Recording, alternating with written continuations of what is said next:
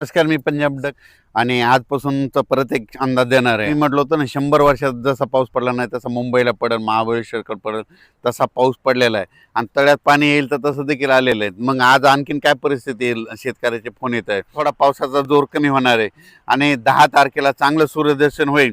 पण काय होईल म्हणजे 9, 10, 11 स्थानिक वातावरण तयार होऊन काय होईल, राज्यात ठिकठिकाणी स्थानिक वातावरणाचा पाऊस पडेल म्हणून हे लक्षायचं. 11 तारखेच्या नंतर चांगलं पुणे, नाशिक, मुंबई, त्याच्यानंतर कोल्हापूर, ह्या पट्ट्यामधलं काय होईल, तिकडलं वातावरण एकदम निवळून जाईल, क्लिअर होईल. मग चांगलं सूर्यदर्शन घडन म्हणून हे अंदाज लक्षायचा. मुंबईला देखील काय होईल, 11ला चांगलं म्हणजे क्लिअर वातावरण होईल, म्हणजे एकदम असा पाऊस एकदम बंद झालेला दिसा आणि उद्याच्याला 9ला देखील कमी होईल, पण 10-11च्या दरम्यानमध्ये चांगला बंद होईल म्हणून हे मुंबईकरांनी अंदाज लक्षायचा. आणि राज्यात इतर परिस्थिती बघितली तर पूर्व विदर्भ आणि पश्चिम विदर्भ तर 6-5-11 जिल्ह्यामध्ये आज देखील काय होईल, तुरळक ठिकाणी पाऊस पडेल, म्हणजे सरी येतील म्हणून हा अंदाज लक्षायचा. फक्त काय झालं, महाराष्ट्रामध्ये लातूर जिल्हा, धाराशिव जिल्हा, सोलापूर जिल्हा, ह्या आणि बीड जिल्ह्याचा इकडला पश्चिम आपला दक्षिणचा भाग, ह्या भागामध्ये काही भागामध्ये पाऊस पडलेला नाही. तर तिकडे काय होणार आहे, आता ह्या उद्याचा जे पाऊस आहे म्हणजे 9 जुलै, 10, 11, 12च्या दरम्यान स्थानिक वातावरण तयार होऊन तिकडे देखील काय होईल, हे पाऊस इकडला बंद झाल्यानंतर तिकडे स्थानिक वातावरणाचा पाऊस पडेल. पण एवढा खूप मोठा पडणार नाही, पिकाला लागेल तसा पडेल, सर्वदूर नाही पडणार, भाग बदलतच पडणार आहे म्हणून हे अंदाज लक्षायचा. पुन्हा नंतर राज्यामध्ये काय होणार आहे, आपलं जुलैच्या शेवटच्या आठवड्यात परत एकदा असाच पुन्हा एकदा पाऊस येणार आहे म्हणून हे लक्षायचं. त्याच्यानंतर काय होणार आहे, आता मध्ये 15-16 तारखेच्या दरम्यान राज्यात खूप काय मोठा पाऊस येणार नाही, फक्त असाच म्हणजे पिकाला लागेल तसा एक असा येणार आहे. एवढं म्हणजे आता अतिवृष्टीसारखा तसा काही पाऊस येणार नाही म्हणून हे अंदाज सर्व शेतकऱ्यांनी लक्षात घ्यायचा. तर राज्यात मी म्हटलं होतं ना, निळवंडे धरण, भंडारा धरण, जे भंडारा धरण जे आहे ते 11 TMCचं आहे, तर ते जवळपास आता 50% भरलं आहे. त्याच्यात जवळपास 6 TMC पाणी आलं आहे. तर आणखीन 3 TMC पाणी आज त्या पावसामध्ये येणार आहे तिथं. मग आज आल्याच्या नंतर हे भंडारा धरण 75% झाल्याच्या नंतर त्याचं पाणी सोडावंच लागणार आहे. मग त्याचं पाणी निळवंडेला येते. निळवंडे धरण 9 TMCचं आहे. निळवंडे आता जवळपास 45% आहे. मग तिकडे देखील पाऊस चालू आहे आणि मग निळवंडेत पाणी भंडाऱ्यातून आल्याच्या नंतर काय होणार आहे, मग ते पाणी देखील काय होणार, जायकवाडीकडे गोदावरी नदीकडे सोडवत लागते. कारण की 75% झाल्याच्या नंतर त्याची तेवढं ते कॅपॅसिटी ठरलेलं तेवढं धरण कोरडं ठेवावं लागतं, त्याचं पाणी लगेच गोदावरीत येणार आहे. आणि इकडून प्रवाह याचे गोदावरी, नाशिकहून गोदावरी नदीला पूर आलेला आहे. 7,000 पाणी जायकवाडी त्याच्या दिशेनं निघालं आहे.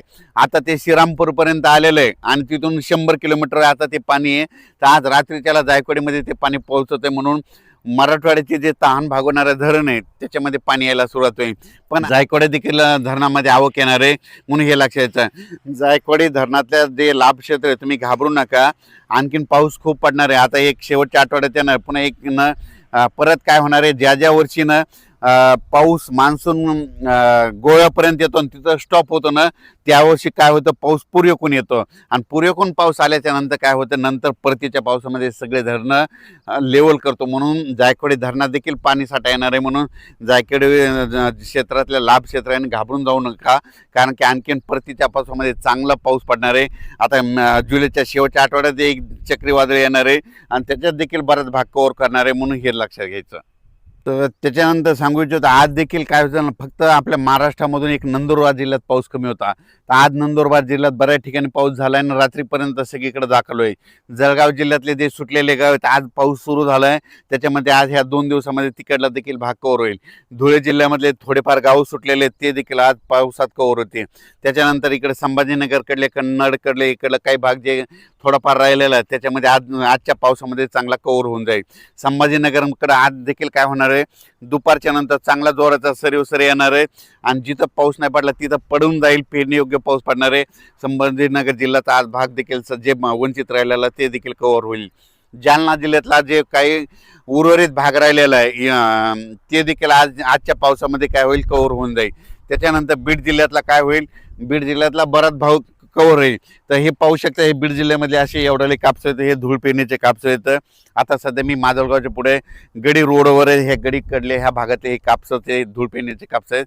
पण राज्यात मात्र फक्त 2-3 जिल्हे आहेत, लातूर जिल्हा झालं, धाराशिव जिल्हा आणि सोलापूर जिल्हा, तिकडे पाऊस कमी पडलेला. पण काय होणार आहे आता हे 9 जुलै ते 11 जुलैच्या दरम्यान तिकडं देखील स्थानिक वातावरण तयार होऊन भाग बदलत विखुरलेल्या स्वरूपाचा पाऊस पडेल.